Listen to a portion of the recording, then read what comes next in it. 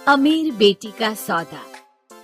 अमीर बाप की बेटी शिल्पी को मुकेश पसंद होता है, लेकिन दोनों के बीच हैसियत की दीवार खड़ी होती है। और फिर कहीं नौकरी कर लो ना, क्या हमेशा ये लोहे की सलाखों के पीछे भागते रहते हो? इतनी मेहनत करते हो। शिल्पी, नौकरी से कुछ नहीं होगा। तुम लोगों की हैसियत तक पहुंचना है तो अपना ही बिजनेस करना पड़ेगा, वरना तुम्हारे पापा किसी और से तुम्हारी शादी करवा देंगे। अच्छा, ऐसे किससे करवा देंगी? मैं तो तुमसे ही शादी करूंगी। बोल दिया तो बोल दिया, बस। मुकेश उस बेचारी को समझाता भी तो क्या। दुनिया के रीति रिवाजों से काफी दूर थी शिल्पी। भले ही बड़े बाप की बेटी, लेकिन सादगी इतनी कि क्या कहना। बेटा शिल्पी, कल तुमको देखने लड़के वाले आने वाले हैं, तैयार रहना। मैंने तुम्हारी माँ को समझा दिया है। घर के सारे नौकर चाकर को वो समझा देगी कि स्वागत कैसे करना है। कैसी बात कर रहे हैं पापा? मैं तो मुकेश से प्यार करती हूँ, उसी से शादी करूंगी। मैंने आपको बताया था ना। मुकेश किसका बेटा है? वो स्टील किंग सिंघानिया का, या वो जो बड़े ज्वेलरी वाले हैं मेहता, उनका? नहीं नहीं पापा, वो अपना ही काम करता है, लेकिन एस्टेब्लिश नहीं है अभी। पापा, वो आपके पास तब आएगा जब कुछ बन जाएगा। आप प्लीज थोड़ा सा वक्त दे दीजिए। पिता को शिल्पी की बात पर गुस्सा आ जाता है।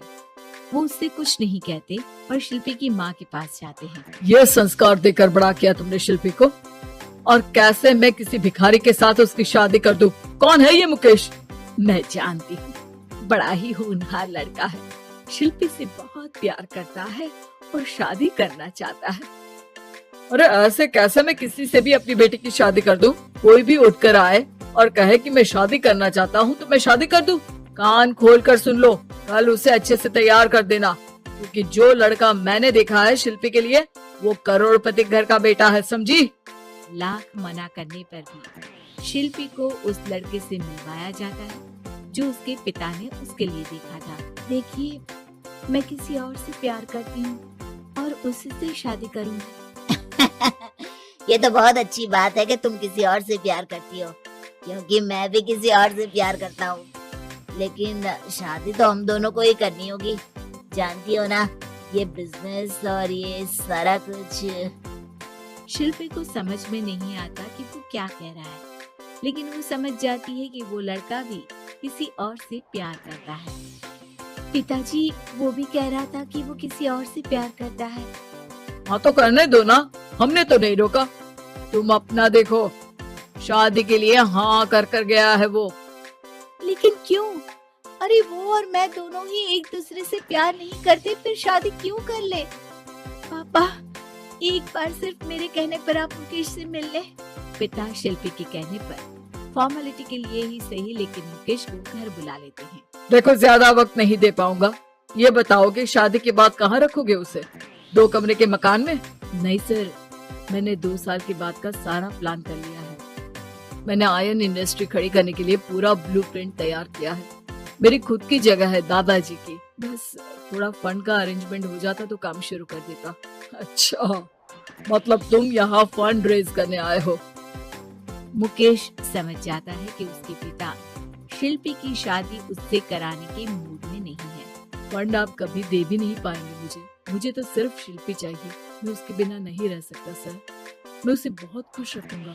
वो तो हर पति का धर्म होता है। वो तो मैं किसी से भी उसकी शादी करा दूं, वो उसे खुशी रखेगा। लेकिन देखो, मैं ज्यादा बात को घुमाना नहीं चाहता। वो बड़े घर की लड़की है, उसे काम काज की आदत नहीं। अभी वो समझ नहीं रही, लेकिन तुम तो समझो। मैं किसी भी हालत में शिल्पी की शादी तुमसे नहीं करवा सकता। मुकेश पिता से लाख मन्नतें करता है, लेकिन वो नहीं मानती। शिल्पी की शादी उस अमीर लड़के से हो जाती है। शादी के बाद क्या हम लोग मेरी माँ के घर चले? मुझे उन लोगों की बहुत याद आ रही है। हाँ, जाओ जाओ। वैसे भी आज मैं अपनी गर्लफ्रेंड के साथ मसूरी जा रहा हूँ, तुम जा सकती हो। कैसी बात कर रहे हैं? अब हम लोगों की शादी हो गई है, आप कैसे किसी और लड़की के साथ जा सकते हैं? अरे मैंने तो तुम्हें शादी के पहले ही बता दिया था कि मेरी कुछ गर्लफ्रेंड्स है। अब प्लीज ये टिपिकल बीवी वाला रोना धोना शुरू मत कर देना। शिल्पी पिता के घर जाती है और माता पिता को सारी बात बता देती है। इतना गंदा इंसान निकलेगा, मैंने तो सोचा ही नहीं था। अरे क्यों कराई मेरी फूल जैसी बेटी की शादी ऐसे घर में। और तो क्या हो गया, शुरू शुरू में हर घर में ऐसा होता है, धीरे धीरे ठीक हो जाएगा। और वैसे भी उन लोगों के साथ हम लोगों की एक बड़ी डील फाइनल हुई है, समझी।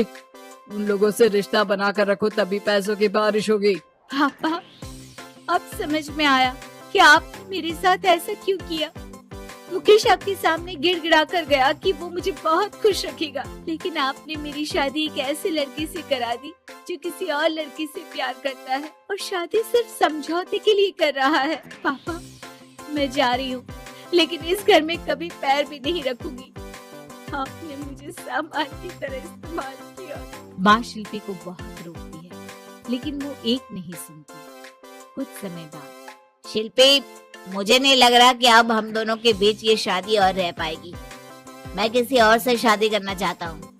वैसे तुम परेशान मत हो ना, तुम्हारे पापा के साथ हम लोगों की डील जो चल रही है ना, वो नहीं रुकेगी, क्योंकि तुम बहुत अच्छी लड़की हो। ठीक है, मैं जा रही हूँ, तलाक के पेपर में साइन करती, लेकिन एक शर्त है, मैं कहाँ गई ये बात मेरे पिता तक नहीं पहुँचनी चाहिए। शिल्पी घर छोड़कर चली जाती है। वो एक नौकरी करती है और अपना जीवन खुद संभालती है। लेकिन एक दिन, शिल्पी जी, आपसे मालिक मिलना चाहते हैं। मुझसे क्यों? शिल्पी मालिक के कमरे में जाती है, जहाँ सामने मुकेश होता है। अरे आपको देखकर बहुत खुशी हुई, बहुत बड़े आदमी बन गए। थैंक्स, पर तुम्हें नौकरी करने की क्या जरूरत पड़ गई। मैंने तो सोचा भी नहीं था कि तुम मेरी शिल्पी होगी। तभी वहाँ शिल्पी के पिता आ जाते हैं। शिल्पी, तुम्हारे बारे में माँ से पता चला। घर चलो बेटा, मुझे माफ कर दो। मुकेश, मैं यहाँ अपनी कंपनी के काम के लिए आया हूँ। तुम्हारी कंपनी की डील अगर हमें नहीं मिली तो हम बर्बाद हो जाएंगे। वैसे अब तुम चाहो तो शिल्पी की शादी मैं तुमसे कराने को तैयार हूँ। बस करिए पापा, ये क्या सौदा लगा रखा है आपने। जिस कंपनी से आपकी डील हो, अपनी बेटी की शादी उसी के घर करा देते हैं। शिल्पी मुकेश से माफी मांगती है और वहाँ से जाने लगती है कि मुकेश उसे रोक लेता है। रुको शिल्पी, ये सब कुछ तुम्हारे लिए है। ये कंपनी, ये नाम सिर्फ तुमसे शादी करने के लिए ही खड़ा किया था। मैं आज भी तुमसे बहुत प्यार करता हूँ।